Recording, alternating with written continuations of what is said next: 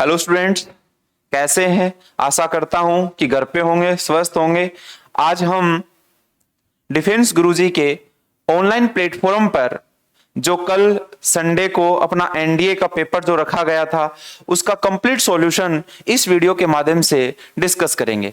तो आप सबसे पहले इसके अंदर हम मैथ्स का पार्ट उठाएंगे और एक एक क्वेश्चन आपको बारीकी से समझना है और उसका सॉल्यूशन ध्यान से, फिर अपना फीडबैक मुझे देना है कि सर मेरे 80, 90, 100 जितने भी आपके राइट क्वेश्चन होते हैं उसका जरूर मुझे फीडबैक भेजना, क्योंकि अब की बार जो कट ऑफ एनडीए की जानी है वो 60+, जहां तक पेपर को देख के मुझे लग रहा है 60+ आसानी से जा सकती है।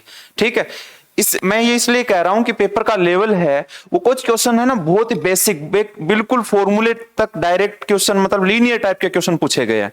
तो हम स्टार्ट करते हैं मैथ्स के क्वेश्चन नंबर 1 से।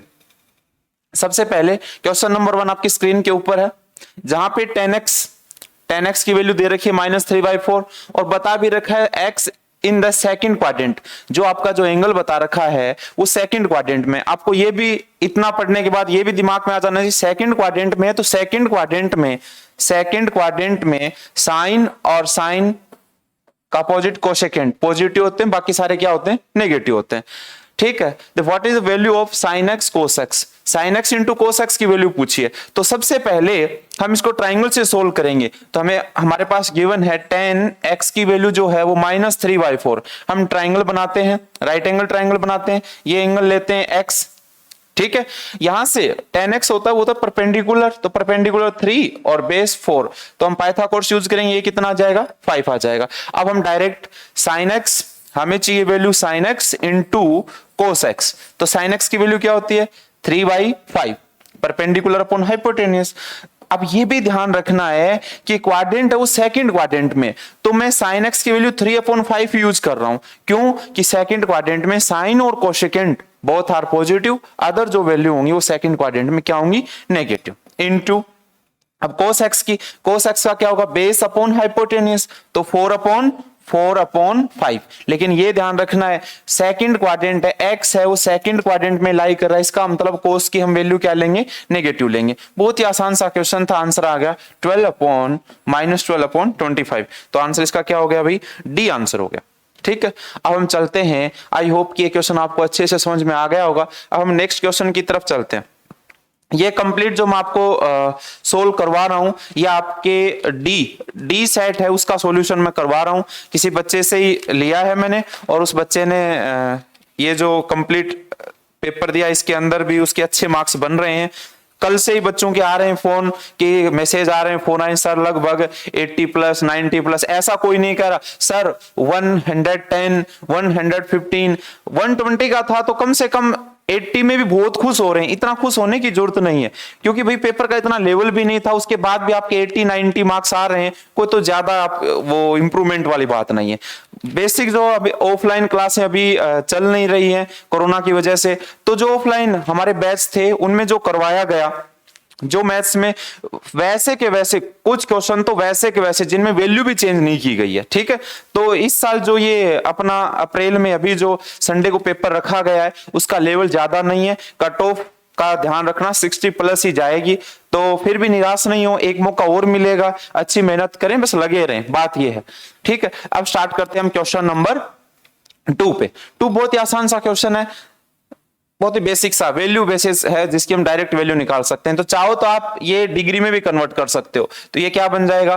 कोसेकेंट, और ये पाई की वैल्यू 180 रखेंगे, 180, 630, 210 हो जाएगा। ठीक है भाई, 210। और सेकेंट इसको भी चाहो तो डिग्री में कन्वर्ट कर लो, तो 180 अपॉन में 3, 5 इंटू में है तो सोल्व करेंगे तो ये कितना हो गया भाई? 300 डिग्री हो गया भाई, क्योंकि थोड़ा आसान हो जाता है और कोई दिक्कत वाली बात नहीं है। ये अपना कौन से क्वाड्रेंट में? सेकंड क्वाड्रेंट में है, तो ये नेगेटिव होगा। चाहे तो इसको हम ऐसा भी लिख सकते हैं 180 प्लस 30 इंटू में सेकेंड, इसको भी हम लिख देते हैं स्टैंडर्ड जो वैल्यू अपने पास है उसमें कन्वर्ट कर लिया इसको। तो ये थर्ड क्वाड्रेंट, और थर्ड क्वाड्रेंट में कोसेकेंट क्या होता है? नेगेटिव। तो कोसेकेंट 30 की वैल्यू क्या हो जाएगी? 2 हो जाएगी। इनटू में अपने पास ये फोर्थ क्वाड्रेंट में सेकेंड क्या होता है?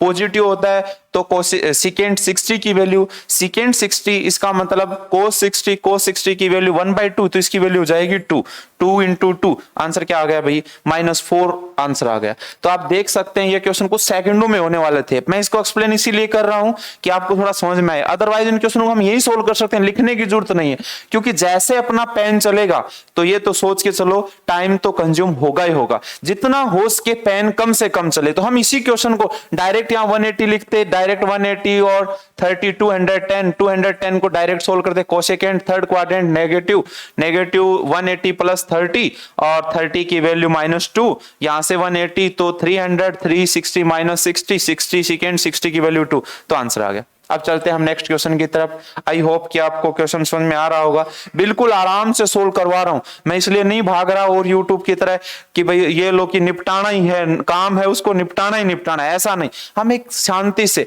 क्योंकि यही जो आपको एनडीए वाले बच्चे हैं उनके आगे एसएसबी भी है, ठीक है, तो ये एक पॉजिटिव जाता है कि हमें एयरफोर्स नेवी, ठीक है, इस अदर एग्जाम नेवी में एसएसआर डब्ल्यू इनके भी एग्जाम देने होते हैं, एयरफोर्स का भी एग्जाम देना होता है, तो उसमें भी कुछ क्वेश्चन है वो डायरेक्ट आपके एयरफोर्स नेवी टाइप के क्वेश्चन भी इसमें डाले गए हैं। तो यहां से इस लेवल को हम कर लेते हैं, तो एयरफोर्स और नेवी में जो 25 क्वेश्चन मैथ्स का पार्ट आता है, 25 क्वेश्चन, तो आप है ना बहुत कम समय में और जल्दी कर पाओगे।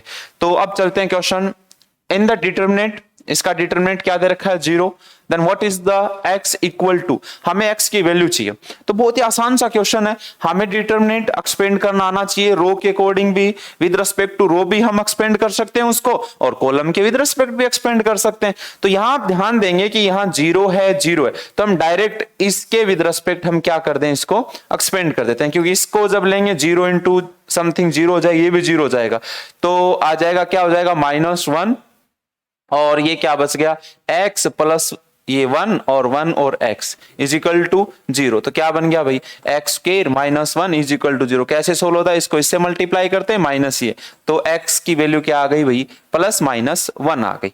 आई होप कि ये क्वेश्चन समझ में आ गया होगा, बहुत ही आसान सा क्वेश्चन था, इसका सी ऑप्शन हो गया। साथ साथ अपने क्वेश्चन मिलाते रहें, और जैसे ही आपके लगभग 60 क्वेश्चन के अराउंड में आपको सोल्व करवाऊं, तब एक बार एनालिसिस साथ में जरूर करना कि मेरे 30 सही हैं, 40 सही हैं, 50 सही हैं, 55 सही हैं, जरूर एक बार ध्यान देना, ठीक है भाई। चलते हैं नेक्स्ट क्वेश्चन, क्वेश्चन नंबर 4 की तरफ। What is the value of following 1031 1033 degree में चल रहा है, कहां तक चल रहा है 59 तक चल रहा है, ठीक है, बहुत ही आसान क्वेश्चन है। 10 में आपको एक सबसे पहले तो ये बात याद रखनी है कि 10 जब मल्टीप्लाई में हो, टेंजेंट जब मल्टीप्लाई में हो और उनका सम 90 बनता हो, उनका सम 90 बनता हो, तो आप वो कैंसिल हो जाता है, 10 से टेंजेंट कैंसिल होके 1 बन जाता है। कैसे, जैसे मैं आपको बता रहा हूं, यहां से देखेंगे, देखो 31 डिग्री और 59, एक बार सम करना, कितना बना सम बना 90, और तो ये कैंसिल हो जाएगा, इस वाले 10 से ये 10 कैंसिल हो जाएगा। क्यों हो जाएगा, तो ये समझ लो कैसे, क्या मैं इस टेंजेंट को ये लिख सकता हूं 90 डिग्री माइनस और 31 डिग्री, क्योंकि 90 में से 31 माइनस करेंगे तो 59 बचेगा। कहने का मतलब हम 59 डिग्री को क्या लिख सकते हैं, 90 माइनस 31 लिख सकते हैं। इसका मतलब 10 टेंजेंट है वो 90 और 270 पे 10 कोट में कन्वर्ट होता है, कोट 10 में कन्वर्ट होता है, तो ये क्या बन गया, ये बन गया कोट 31 डिग्री। और कोट 31 को आप क्या लिख सकते हो, टेंजेंट 31, 1 अपॉन लिखेंगे इसको, 1 अपॉन टेंजेंट 31, भाई कोट का होता है 1 अपॉन 10, 10 को लिख सकते हैं 1 अपॉन कोट, तो कोट को हम कोट 31 डिग्री को क्या लिख सकते हैं, एक बार फिर से लिख रहा हूं मैं, ध्यान देना इधर, मैं यहां पे फिर से एक बार समझा रहा हूं, टेंजेंट 90 माइनस थीटा तो अपना बनता है कोट थीटा, क्या बनता है भाई कोट थीटा, थीटा कितना है 31 डिग्री। अब कोट को लिख सकता हूं मैं 1 अपॉन टेंजेंट, क्यों लिखा है ऐसा कि देखो ये वाली वैल्यू फ्रैक्शन में इससे कैंसिल हो जाएगी, ऐसे ही इनका सम भी क्या हो जाएगा कैंसिल, ऐसे सारी टर्म कैंसिल हो जाएंगी। अब एक बार ध्यान रखना, थोड़ा सा एनडीए लेवल पे बात करें तो यहां से कुछ गड़बड़ और भी कर देता है क्वेश्चन के अंदर, कई बार चेंज करता है। हमें टोटल टर्म्स निकालनी यहां से, क्योंकि देखो फर्स्ट टर्म लास्ट टर्म से, सेकंड है वो सेकंड लास्ट से कैंसिल होती जाएगी, 1 होता जाएगा। लेकिन सबसे पहले इंपॉर्टेंट बात यह कि कोई टर्म बचेगी इसमें, जब टोटल इवन टर्म्स हैं तो कैंसिल हो जाएंगे। आज जब total number of terms odd हैं, भाई कुल पदों की संख्या विषम में है तो हमारे पास सारी टर्म्स कैंसिल नहीं होंगे, सारे पद जो हैं वो कैंसिल नहीं होंगे। और यहाँ पे अपने पास टर्म्स निकालते हैं, पद निकालते हैं कि 31 से लेके 59 तक कितने पद हैं। तो आप an का फॉर्मूला भी लगा सकते हो, पदों की संख्या वाला, an equal to a plus n minus 1 into D.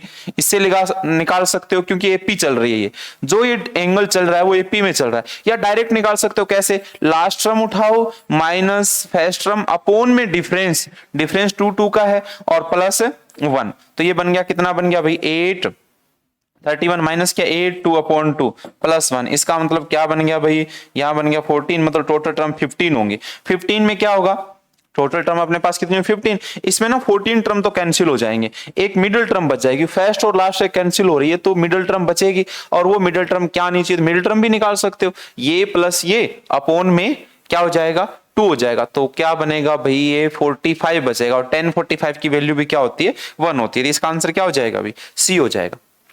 I hope कि क्वेश्चन आपको अच्छे से समझ में आ गया होगा। मैं डायरेक्ट सोल्व नहीं है, छोटी छोटी बातें मैं बारीकी से इसलिए समझा रहा हूँ, थोड़ा आगे आने वाले कुछ बच्चे इन्होंने अच्छा कर रखा है तो कोई बात नहीं, थोड़ा स्किप करके देख सकते हैं। अदरवाइज जो बच्चा अच्छे से है ना, एक पेपर को यही क्वेश्चन रिपीट होते हैं, हो सकता है अगला जो अभी 2021 का जो नेक्स्ट पेपर आने वाला है एनडीए का, उसके अंदर मे बी इसी पैटर्न पे कुछ क्वेश्चन आ जाए। क्योंकि एग्जाम में एक बार क्वेश्चन आने के बाद वो क्वेश्चन आपका लाइफ में कभी गलत नहीं होना चाहिए। यदि वो गलत हो रहा है, आप गलती करते जा रहे हो तो फिर भाई बहुत टाइम लगेगा। ये आपकी जो ऐसी हैबिट है उसको चेंज करें। एग्जाम में एक बार आ गया तो वो टिप्स पे हो जाना चाहिए, ऐसा हो जाना चाहिए कि जब भी आ जाए, चाहे नींद में भी आप पूछ ले कि एग्जाम में, तो आपको अच्छा एनडीए में आया हुआ था, इसका आंसर तो ये है, ऐसा तब हमारे 120 में से 110 प्लस राइट हो सकते हैं। अभी कुछ बच्चे 70 में भी खुश हैं, 80 में भी खुश हैं, बढ़िया बात है, खुश हैं वो तो एक अलग बात है, लेकिन हमें खुशी तो इतने में नहीं, हमें इसी में हमें सेटिस्फाई नहीं होना। हमें तो आगे अभी जंग की लड़ाई स्टार्ट हुई है ना। तो आप डिफेंस के शेर हो और शेरों का काम क्या होता है, अकेले राज करना होता है। और डिफेंस में आप एक ऑफिसर बन के जाओ तो ऐसा होना चाहिए कि एक बार आप कोई चीज आपको दिखा दे तो वो काफी टाइम तक, और उससे इतना सोचो उस चीज के बारे में कि सर हाँ इसका मतलब ये था। क्योंकि आपके 5 डेज जो एसएसबी इंटरव्यू है उसके अंदर में आपको यही चीजें स्क्रीनिंग पे दिखाई जाएंगी, स्क्रीनिंग होगा, आगे का जो प्रोसेस होगा, तो उसमें ना आपका दिमाग बहुत तेज तराट दिमाग बनाना है केवल, है ना।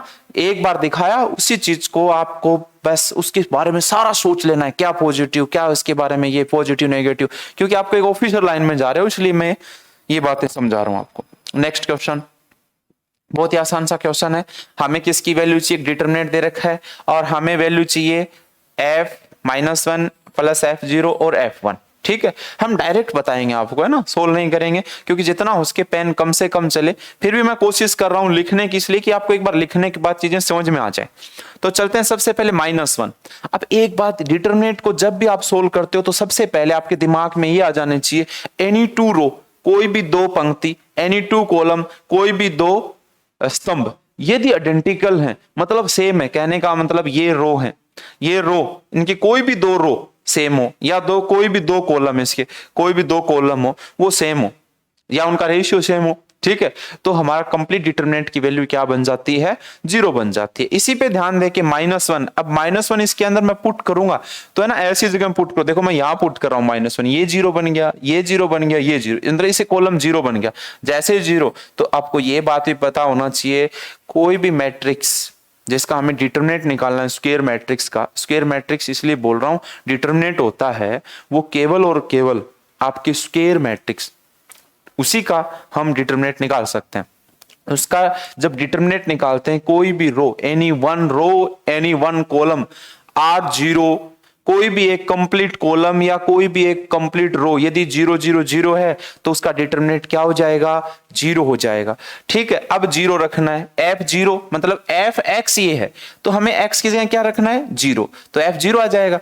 f0 अब की बार मैं यहां रख रहा हूं, इसके अंदर भाई कंप्लीट में रखना है वैसे आपको, कंप्लीट के अंदर, लेकिन लिखोगे तो फिर टाइम लगेगा, तो यहां से ही सोचो, 0 रखा, ये 0, 0 इंटू समथिंग, ये 0, 0 इंटू समथिंग 0, इसका मतलब सेकेंड रो, दो दूसरी पंक्ति है वो क्या बन रही है, जीरो बन रही है। जीरो बन रही थी, इसकी वैल्यू भी क्या बन गई, जीरो। अब क्या पुट करना है मेरे को, वन। वन में कौन से में, ध्यान से देखो, वन कौन से में पुट करूं, वन में थर्ड रो में तीसरी पंक्ति में मैं वन पुट करूंगा, क्योंकि जैसे यहां वन पुट किया जीरो, यहां वन पुट किया जीरो इंटू समथिंग, और यहां पर भी जीरो। इसका मतलब थर्ड रो क्या बन गया, जीरो। और किसी भी मैट्रिक्स जिसका डिटरमिनेंट निकालना है, उसका यदि एनी वन रो और any one columns are zero zero zero, then complete determinant उसका क्या हो जाएगा, जीरो हो जाएगा। तो इसका आंसर क्या हो गया अभी, जीरो। और इस जो पेपर हुआ है संडे को, उसके अंदर जीरो, काफी क्वेश्चनों का आंसर जो है वो जीरो है। ठीक है भाई, देखेंगे, मजे आएंगे। देखो क्वेश्चन करेंगे हम, शॉर्ट में ही बताएंगे आपको, साथ साथ कोशिश कर रहा हूं समझाने की भी और साथ में शॉर्ट भी कोशिश कर रहा हूं। आपको ध्यान देना है, क्वेश्चन को समझना है। यदि आपका एक बार क्वेश्चन समझ में आ गया तो शॉर्ट तो फिर उसके बाद का पैटर्न होता है। ऐसे नहीं हम पहले क्वेश्चन में शॉर्ट ट्रिक लगा दी, सर ये लो आंसर आ गया, वो तो एक रटने वाली चीजें होती है। पहले हमें पता तो होना चाहिए मैंने ऐसा क्यों किया, ऐसा किया तो ऐसा क्यों किया। ये बातें अपने आप से करोगे तो आपको बातें सारी समझ में आ जाएंगी। मैथ्स एक दिन का प्रोसेस नहीं, चाहो कि 10 दिन में मैथ्स हो जाए, कोई कहता है 60 दिन में एनडीए का कोर्स करवा देंगे मैथ्स का कंप्लीट, ये सारी हवा में बात करने वाली बात होती है। बच्चे का पहला लेवल कैसा है, प्लस वन प्लस टू में बहुत ही अच्छे से उसने मेहनत की है, तो मैं कह रहा हूं कि उसको एनडीए तो अलग से कोचिंग लेने की भी जरूरत नहीं है। फिर भी बच्चा क्या होता है, अपडेट नहीं रहता चीजों के साथ, competition is different, board exam level आपका प्लस वन प्लस टू वो डिफरेंट है, वो हमारा एक हार्ड वर्क था। अब कंपटीशन में हमें स्मार्ट वर्क करना है। वही क्वेश्चन हम बिना लिखे, क्वेश्चन सामने है, आंसर भी सामने, टिक लगाया, बस आंसर आ गया। वही टिक कहीं गलत लग गया तो आपके नंबर भी कट गए। बहुत ही आसान सा क्वेश्चन है। Sign inverse x minus cos inverse x की वैल्यू दे रखी है π/6, मतलब 30 डिग्री। ठीक है, तो एक यहां से अपने पास फॉर्मूला होता है, क्या होता है, ये हम इनवर्स ट्रिग्नोमेट्री में कर चुके हैं। Sine inverse x plus cos inverse x is equal to क्या होता है, π/2, मतलब 90 डिग्री। चाहे तो हम इसको और इस इक्वेशन को प्लस कर सकते हैं, डायरेक्ट प्लस कर सकते हैं, कोई दिक्कत ही नहीं है। ठीक है, या हम कोस इनवर्स एक्स की वैल्यू रख सकते हैं, क्या, π/2 माइनस साइन इनवर्स एक्स। हम इस इक्वेशन को, इस जो ये गिवन है, इसको और इस वाली को हम प्लस कर देते हैं। प्लस करें कोस इनवर्स से कोस इनवर्स कैंसिल, क्या बन गया, 2 sine inverse x is equal to, आप इसको डिग्री में कन्वर्ट कर लो। ठीक है, तो डिग्री में कन्वर्ट करेंगे क्या बन जाएगा, देखो ये 30 डिग्री है, ठीक है भाई, और ये 90 प्लस 30 120 डिग्री, और ये इधर जाएगा क्या बन जाएगा, 60 डिग्री बन जाएगा। इसका मतलब मुझे बताना कि साइन 60 की वैल्यू क्या होती है, √3/2। इसका मतलब x को चाहो तो आप ऐसा भी लिख सकते हो, x is equal to sine 60, और इसकी वैल्यू आ जाएगी √3/2। तो हमारा आंसर क्या बना, √3/2। √3/2 तो ऑप्शन में है नहीं, इसका no solution, unique solution. Unique solution आया तो हमारा आंसर क्या हो जाएगा, बी आंसर हो जाएगा। ठीक है भाई, आई होप कि क्वेश्चन समझ में आ गया। नेक्स्ट क्वेश्चन की तरफ चलते हैं हम। What is the value of the following. ये आपके देखो, ध्यान से देखो क्वेश्चन को, जब सोल्व मैं करता हूं या आपने ट्राई किया हो तो ये ना 10th क्लास की ट्रिग्नोमेट्री जैसा क्वेश्चन फील होगा आपको। ठीक है, चाहे तो इसमें क्या कर सकते हैं, a+b a-b लगा के b सोल्व कर सकते हैं, इतना करने की जरूरत नहीं है। देखो हम ऐसे ही सोल्व कर सकते हैं इसको, क्या cos 66 को मैं ये लिख सकता हूं cos 90 - 24, cos 90 - 24, तो cos चेंज हो गया साइन में, ये 0 बन गया। इसको सोल्व करने की जरूरत नहीं, ये पार्ट क्या बन गया, 0। तो इसका आंसर क्या आ गया भाई, 0 आंसर आ गया। एक बार मैं फिर बता रहा हूं, इसको हम सेम ऐसा कैसा लिखेंगे, इस वाले को लिख रहा हूं, ये साइन 24 माइनस, क्या मैं इसको ये लिख सकता हूं 90 - 24। ठीक है भाई, यहां से ये सेम ऐसा कैसा लिखेंगे, इनटू के अंदर है, मैं इसी को समझा रहा हूं। ये यहाँ पे साइन 24 डिग्री और इसको लिखें cos 90 - 24, इसका मतलब कितना बच गया, 66 डिग्री बच रहा है। सही है यहां तक, आई होप कि यहां तक आपको समझ में आ रहा है। अच्छा, 90 के ऊपर 90 cos 90 - theta cos 90 + theta, sine में चेंज होता है, cos साइन में, साइन cos में, tan कोट में, कोट tan में, सिकेंट कोशिकेंट में, कोशिकेंट सिकेंट में। इसका मतलब ये किस में चेंज हो जाएगा, इनटू में चलेंगे, साइन 24 डिग्री माइनस, तो ये बन जाएगा साइन 24 डिग्री, और ये यहां से कैंसिल हो जाएगा। तो आपको इतना लिखने की भी जरूरत नहीं थी, यहां से भी आंसर आप डायरेक्ट निकाल सकते थे, 0 आंसर आ गया। चलिए नेक्स्ट क्वेश्चन की तरफ। हाँ भाई, अच्छा क्वेश्चन है ये, थोड़ा सा ठीक क्वेश्चन है। A chord subtends an angle 120 degree at the centre of a unit circle, unit radius हो गया, रेडियस का दे रखा है। What is the length of the chord. Chord मतलब क्या होता है, कॉर्ड जीवा, जैसे एक सर्कल है, ये सर्कल आपका, ठीक है, और इसके सेंटर पे इस टाइप से यहाँ एंगल बना हुआ है, जो ये एंगल है 120 डिग्री, ठीक है, और ये होती है कोड जिसको हम क्या बोल सकते हैं, जीवा, जीवा बोलते हैं इसको, हिंदी में क्या बोलते हैं इसको, जीवा बोलते हैं भाई, ठीक है। इसकी लंबाई चाहिए मुझे, तो आपको एक बेसिक ये भी पता होना चाहिए, यदि हमारी जीवा से, और ये सेंटर होता है, केंद्र होता है, वृत्त का केंद्र होता है, यदि यहाँ से यहाँ इसके मिडल पॉइंट में मिलाया जाए तो वो परपेंडिकुलर होगी, या ऐसा भी कर सकते हो, यदि यहाँ परपेंडिकुलर 90 डिग्री पे यहाँ लंब डाला जाए इस पे, तो वो ना इक्वल पार्ट में डिवाइड करता है। ये प्रॉपर्टी हम पहले पढ़ चुके हैं, 9th-10th में आ चुकी है अपने ये। अब हम चलते हैं, क्या दे रखा है, रेडियस, तो ये 1, और ये भी क्या दे रखी है अपने पास, 1 दे रखी है भाई, ठीक है, ये ध्यान रखना, ये भी 1 दे रखी है, तो यहाँ से चलते हैं अपने, ये 1 रेडियस और ये भी 1, तो ये लेंथ चाहिए मुझे, तो हम या तो हम एक कोस, जो अपने पास एक एंगल दे रखा हो, 2 साइड दे रखी हो, ट्राइंगल की 3rd साइड हम निकाल सकते हैं। कोस ए का फॉर्मूला होता था अपने पास b² + c² - a²/2, यदि ए एंगल ले रहा है तो BC आ जाएगा, सी एंगल ले रहे हैं तो ये फॉर्मूला होता है। दूसरा हम ऐसा भी कर सकते हैं, इसको यहां से मिला देते हैं, तो ये क्या हो जाएगा, 60 डिग्री हो जाएगा, ये यहाँ पे 90 हो जाएगा। अब ये निकाल सकते हैं, देखो भाई, यहां से जब ये मिलाएंगे तो इक्वल पार्ट में ये जो एंगल है 120 डिग्री, इसको हम 60 में डिवाइड हो जाएगा, ठीक है, ये 90 डिग्री, तो हमें तो ये निकालना है, तो इसको क्या मान लो, बेस मान लो, या परपेंडिकुलर, यदि ये थीटा लिया तो ये परपेंडिकुलर हो जाएगा, इसको एक्स ले लो, ठीक है, इसको मैंने क्या लिया भाई, एक्स लिया, तो ये लगाते हैं, परपेंडिकुलर अपॉन हाइपोटेनियस, क्या बन गया भाई, साइन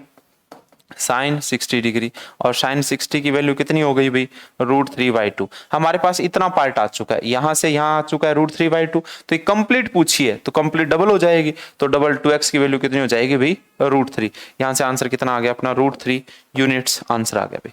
बहुत ही आसान सा क्वेश्चन था, आई होप कि आपको ये समझ में आ गया होगा। मैं नेक्स्ट क्वेश्चन की तरफ चल रहा हूं, क्वेश्चन नंबर 9। अब यहां से ये क्वेश्चन भी हम सोल्व करने लग जाएंगे, थोड़ा सा टाइम लगेगा। इसी क्वेश्चन में मैं एक मेथड बता रहा हूं, ट्रिग्नोमेट्री के जितने भी क्वेश्चन होते हैं हम एक मेथड बोलते हैं heat and trial method. Heat and trial का मतलब हमारे दिमाग में हिट किया ये वैल्यू और हमने पुट कर दी, ट्रायल करा दी, ट्रायल का मतलब उसको अप्लाई करवा दी, तो हमारे पास आंसर आ जाता है। ये हमें वैल्यू कैसे पुट करना है अगले क्वेश्चन में बताऊंगा। हम कुछ देखो, थीटा यहाँ पे अपने पास कोई ये नहीं बाउंडेशन दे रखी कि हम थीटा क्या लें, हम थीटा कुछ भी ले सकते हैं, लेकिन थीटा ऐसा नहीं लेना कोई थीटा की वैल्यू कि ये फॉर्म बन जाए, या तो ऐसी फॉर्म बन जाए, या अपनी ऐसी फॉर्म बन जाए, या इनफाइनाइट अपॉन इनफाइनाइट बन जाए, या इनफाइनाइट ही बन जाए, कुछ ऐसा ना बन जाए। इससे बचने के लिए वो वैल्यू हम क्या नहीं लेंगे, थीटा की वैल्यू वो नहीं लेंगे, या थीटा की वैल्यू आप कुछ भी ले सकते हो, लेकिन ध्यान दो, यदि मैं थीटा की वैल्यू 0 लेता हूं तो कोट 0 क्या बन जाता है, कोस अपॉन साइन इनफाइनाइट बन जाता है, हम 0 नहीं लेंगे।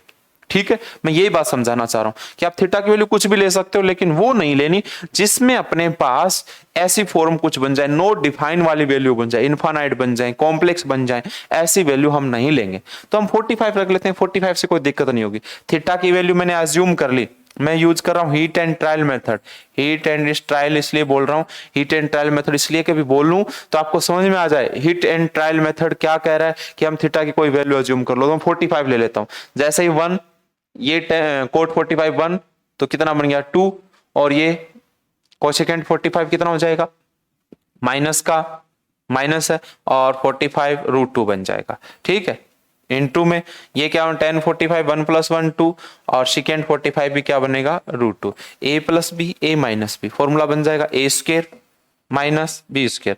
तो आंसर क्या हो जाएगा आपका भाई 2 आंसर हो जाएगा, बी ऑप्शन हो जाएगा। आई होप कि ये क्वेश्चन भी आपको समझ में आ गया। एयरफोर्स नेवी टाइप का भी क्वेश्चन है भाई, उसमें भी ध्यान रखना एनडीए वाले बच्चे कि आजमाना तो है हमें, उस एग्जाम में भी आजमाना है, उसमें भी आपको यदि आप सोचते हो कि सर एनडी जिसका टारगेट ही एनडीए है तो कोई दिक्कत ही नहीं है, लेकिन फिर भी हमें अदर एग्जाम भी देना चाहिए। ठीक है, उसमें फ्लाइंग ऑफिसर का एयरफोर्स में भी आपको एक मौका मिलता है, फ्लाइंग ऑफिसर में ऑफिसर लाइन में आप जा सकते हो, एक मौका मिलता है वहां जाने के बाद। ओके स्टूडेंट्स, अब चलते हैं हम नेक्स्ट क्वेश्चन की तरफ। बहुत ही आसान सा क्वेश्चन है, चाहे तो इसमें भी हम heat and trial method use कर सकते हैं, लेकिन अभी मैंने क्वेश्चन में समझाया आपको, क्वेश्चन नंबर 9 में हम 45 डिग्री ले लेते हैं। क्या ले लेते हैं, जैसे 45 लेंगे तो देखो 1 - 1 क्या बन जाएगा 0, ऊपर भी 0 बन रहा है, नीचे 0 बन गया तो नोट डिफाइन हो गया, सिंपल सी बात है। ये इसमें तो कोई प्रॉब्लम नहीं है, ये प्रॉब्लम कर रहा है, तो हम ऐसी कोई और भी वैल्यू ले सकते हैं, लेकिन यहाँ से बिल्कुल साफ दिख रहा है।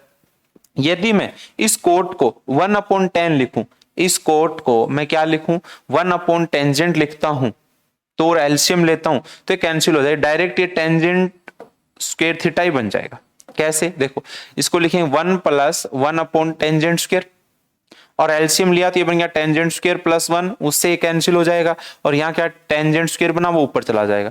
ऐसे ही मैं कोट को क्या लिखूं, मैं कोट को लिख रहा हूं 1 अपॉन टेंजेंट, जैसे एलसीएम लेंगे तो देखो यहां लिख देता हूं, चलो 1 माइनस टेंजेंट थीटा, और ये क्या बना 1 माइनस 1 अपॉन टेंजेंट थीटा।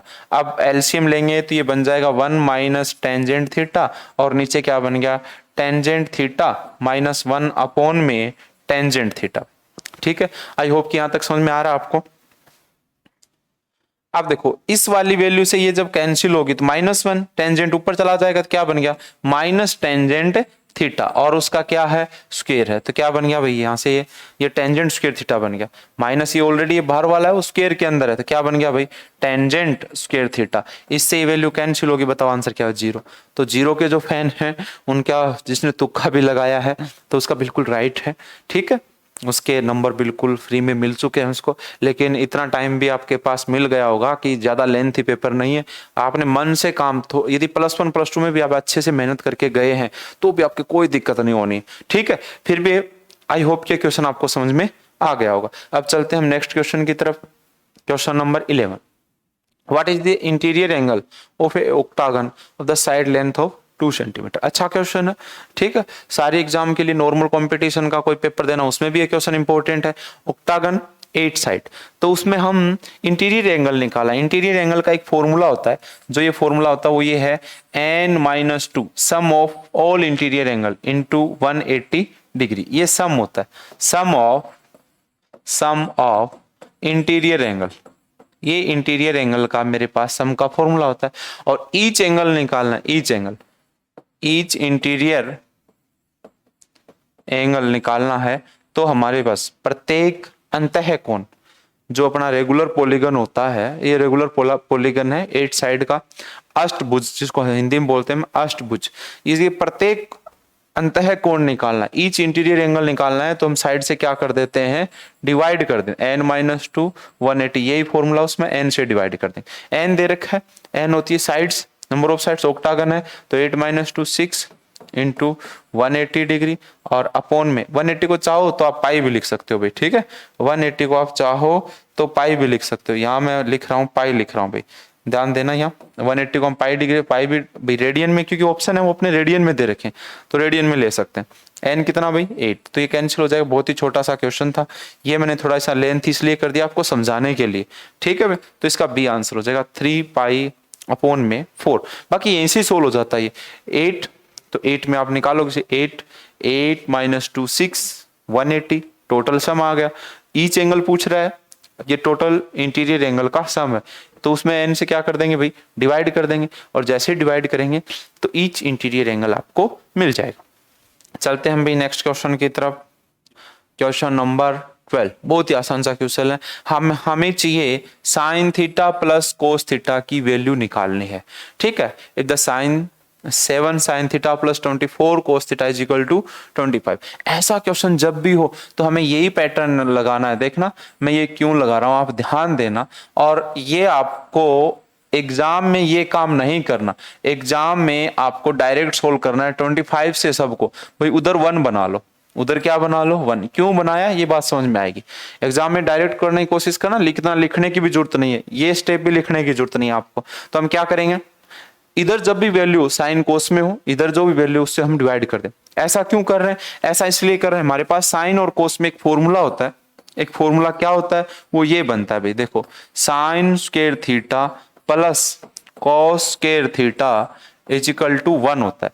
अब हम इस वाले को और इस वाले से कंपेयर करेंगे तो साइन थीटा, ये साइन स्क्वायर बन रहा है वो ये है, तो साइन थीटा की वैल्यू क्या बन गई भाई, साइन थीटा की वैल्यू बन गई 7/25, और कोस थीटा की वैल्यू अपने पास क्या बन गई 24/25।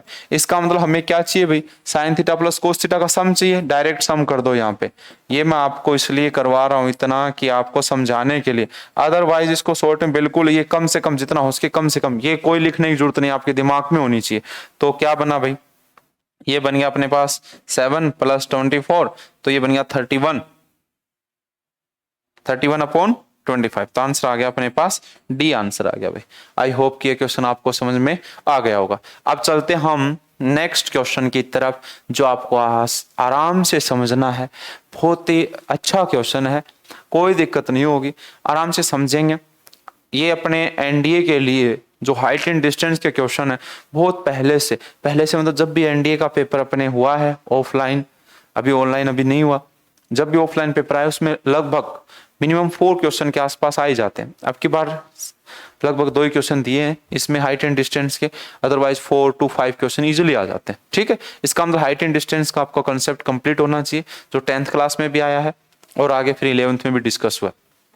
ए ladder 6 metre long reached a point 6 metre below the top of vertical flag step। भाई ऐसा कोई फ्लैग स्टेप है, ऐसे मान लो एक झंडा है भाई, ठीक है, और उसके 6 मीटर, इससे 6 मीटर बिलो मतलब नीचे, और यहाँ एक लेडर छू रही है। लेडर होती है सीढ़ी भाई, ठीक है, और सीढ़ी जब भी अपने दीवार के लगा दें या फ्लैग स्टेप होता है वो अर्थ के क्या होता है, बिल्कुल 90 डिग्री पे, 90 डिग्री पे एकदम लंब होता है, परपेंडिकुलर होता है, ऐसे फ्लैग होता है। ठीक है, इसका मतलब ये अर्थ है, तो इस पे कितना हो गया, 90 डिग्री हो गया भाई।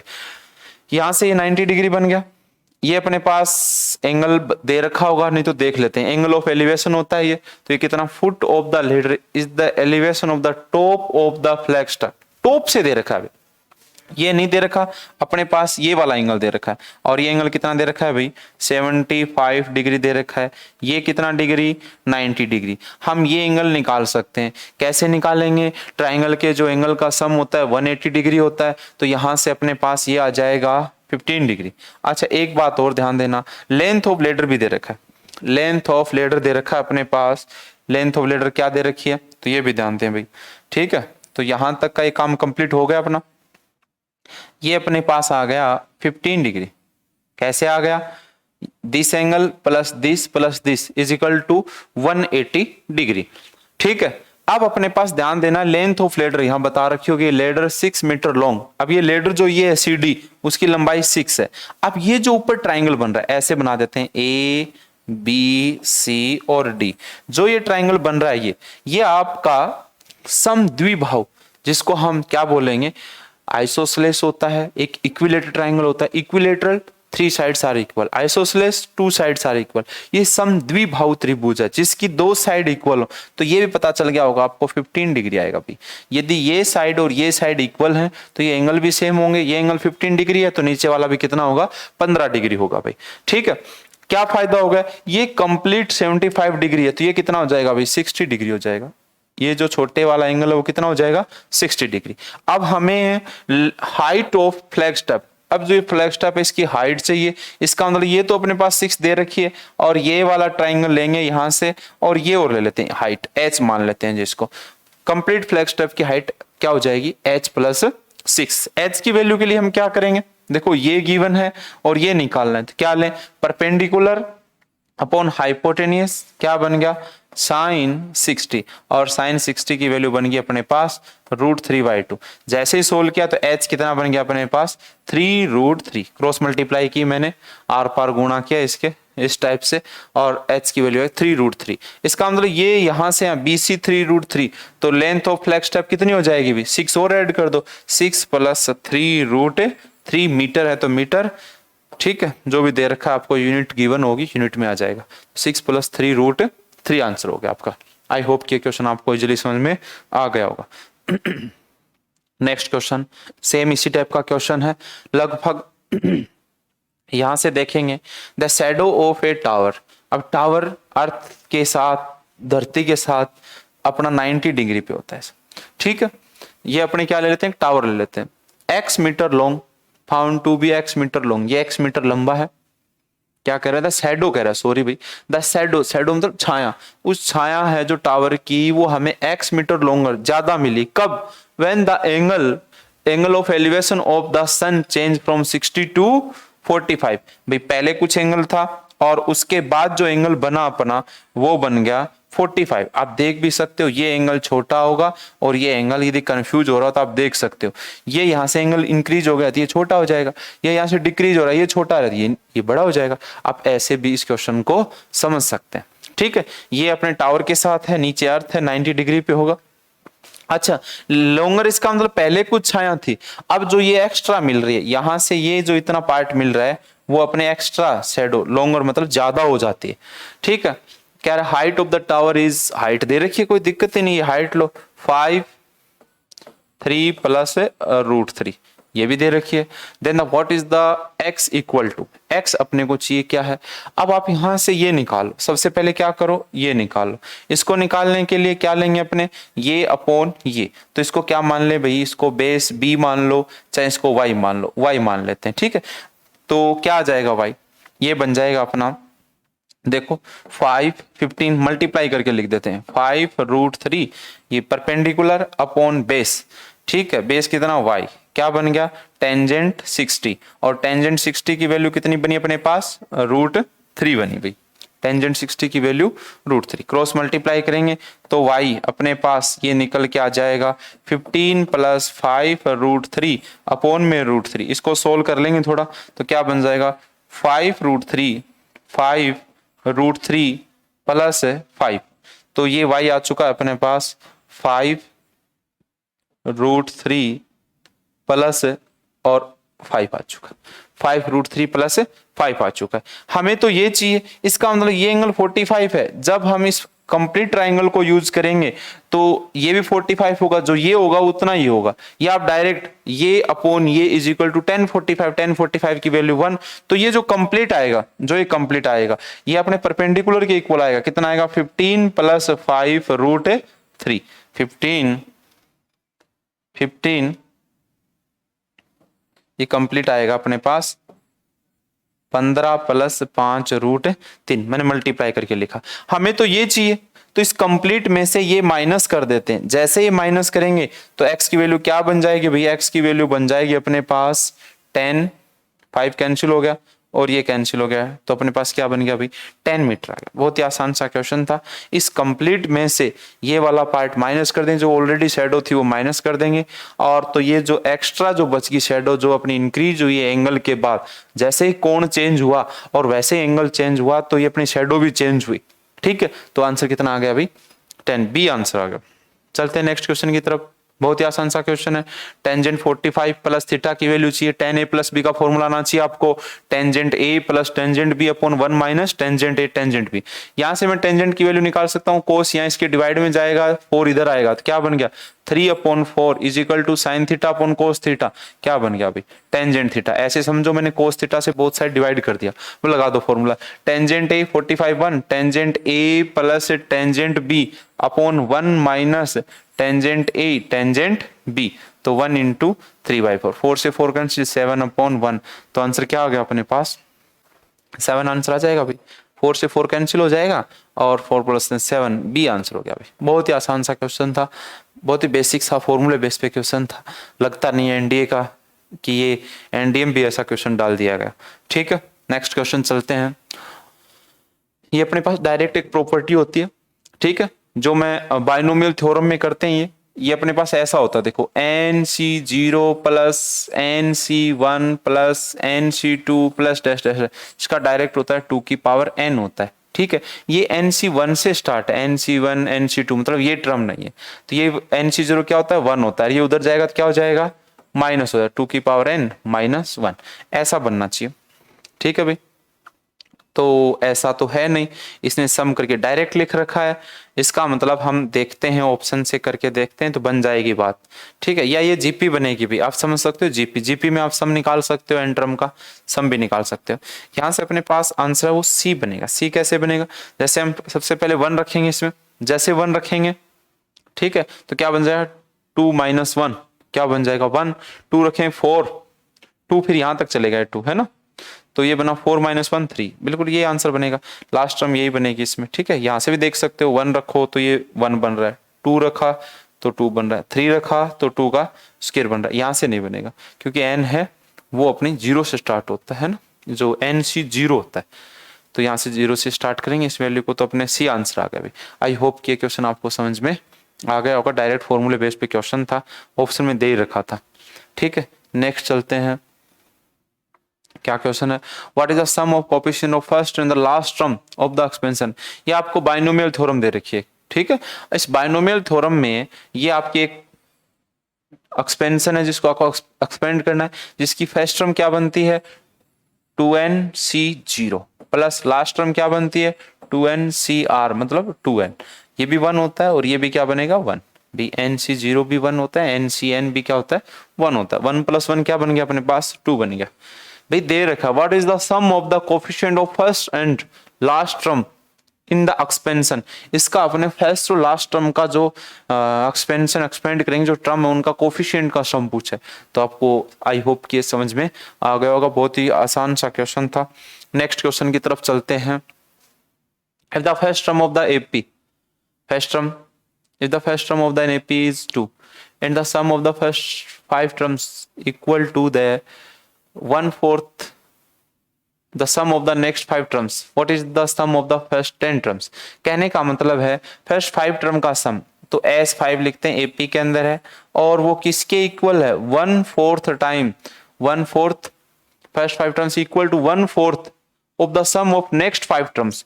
इनसे नेक्स्ट तो हम नेक्स्ट 5 का जब निकालते थे याद करो हम 10 का निकालते हैं, हम 10 टर्म का सम निकालते हैं S4 सम 10 टर्म का और उसमें से 5 टर्म का माइनस कर देते हैं तो कितने टर्म का सम बच जाएगा 10 में से स्टार्टिंग की 5 माइनस कर दी तो लास्ट की 5 टर्म्स बच गई अपने पास।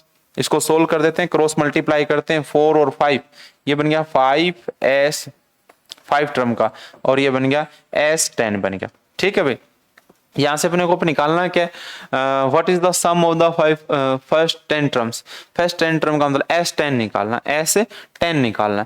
यहां से हम डायरेक्ट फॉर्मूला लगाते हैं, क्या बन गया था D नहीं है अपने पास तो लगाते हैं भी n/2 2a, a कितना भाई ऊपर दे रखा है 2 दे रखा है 2a प्लस n-1 5 4 और इनटू में d, इधर लगाते हैं 10 टर्म का सम तो n/2 2a 4 और 9 डायरेक्ट लिख रहा हूं 9d, ये फॉर्मूला लगा दिया मैंने, ये बन गया 5 और 5 से 5 कैंसिल हो जाएगा, उस 2 को अंदर भेज दो, यहाँ से मल्टीप्लाई कर दे 2 से तो ये 10 हो गया। ठीक है, और ये 2 10 10d हो गया और यहाँ कितना हो गया भाई 4 + 9d, इसका मतलब d की वैल्यू आ गई अपने पास -6 भाई, d -6 आ गया। हमें चाहिए क्या फर्स्ट 10 टर्म का सम चाहिए तो 10 टर्म का सम का फॉर्मूला क्या बन जाएगा S10 क्या बनेगा n/2 2a 4 प्लस n-1 9 और d कितना -6, इसको सोल्व किया था ये बन गया 5 और ये बन गया 4 4 -54 तो हो गया अपने पास 5 इंटू -50, आंसर आ गया -250, ये अपने पास आंसर उसका -250, ये अपना बी आंसर होगा। बहुत ही फॉर्मूले बेसिस पे क्वेश्चन था, आसान सा क्वेश्चन था भाई। आई होप कि आपको 18 क्वेश्चन तक कोई प्रॉब्लम नहीं होगी।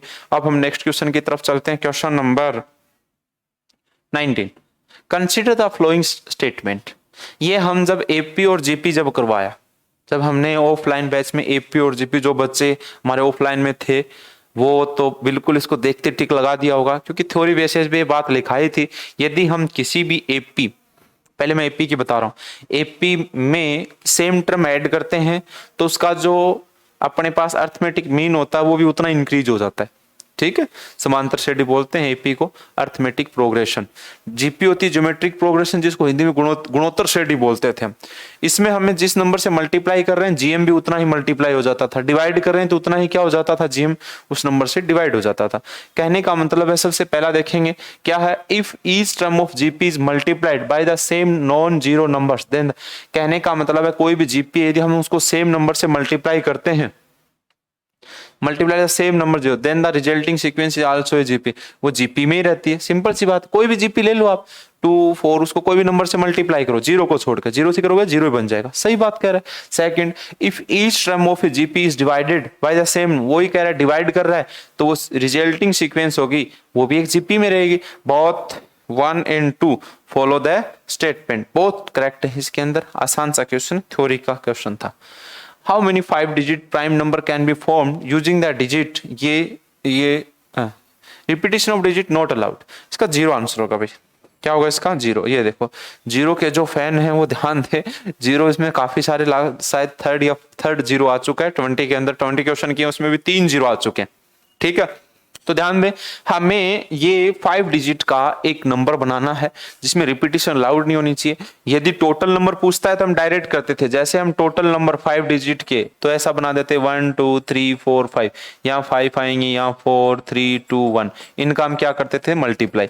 ऐसे में ओड नंबर पूछ सकता है, ऐसे हमें इवन नंबर पूछ सकता है 5 डिजिट के कितने होंगे। यहाँ ऐसा नहीं पूछ रहा, यहाँ प्राइम नंबर पूछ रहा है। यहाँ क्या पूछ रहा है प्राइम नंबर, और वो भी कितने डिजिट का 5 डिजिट का। अब ध्यान दो, आप यदि प्राइम नंबर बनाने लग जाओगे तो ये डिजिट यूज होंगी यहाँ पे सेम डिजिट, तो इससे क्या होगा जैसे मैं यहाँ ये डिजिट यूज करूंगा तो इनका सम जो बन रहा है ना, देखो 5 प्लस 4 प्लस 3 प्लस 2 प्लस 1, भाई आप कोई भी एक प्राइम नंबर का कोई भी बना लो, कोई भी एक नंबर बना लो, और वो जो नंबर है वो 3 से डिविजिबल होगा।